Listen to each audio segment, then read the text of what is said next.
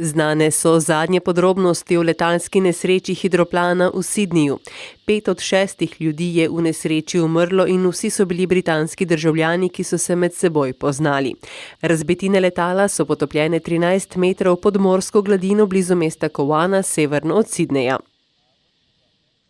Letalska nesreča se je zgodila v gorskem predelu mesta Punta Islita v provinci Guanacaste na Kostariki.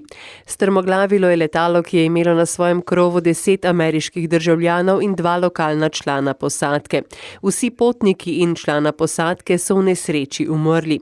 Letalo je bilo pred enim mesecem pregledano in je imelo dovoljenje za letenje. Zaenkrat vzroka za strmoglavljenje še niso našli. Gasilci so na silvestrski večer imeli ogromno dela v severnem delu angleškega mesta Liverpool.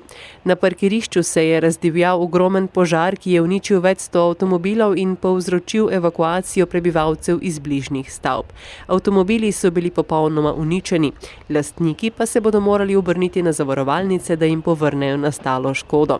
V neposredni bližini je bilo predvideno tudi mednarodno konjsko tekmovanje, vendar so ga organizatorji preklicali in sporočili, da so bili vsi konji na varnem. Preiskava je pokazala, da naj bi za požar bil kriv samovžig avtomobila. Donald Trump je gostil pomembne ljudi na svojem zaključku starega leta, ki ga je priredil v svojem razkošnem letovišču na Floridi. Sprehod po rdeči preprogi do dvorane je pokazal ves blišč njegovega življenja. Ob strani sta mu stala njegova žena Melania in sin Barron. Trump je bil zelo optimističen s svojim pogledom v prihodnost novega leta, saj je dejal, da bo država še naprej beležila hitro gospodarsko rast.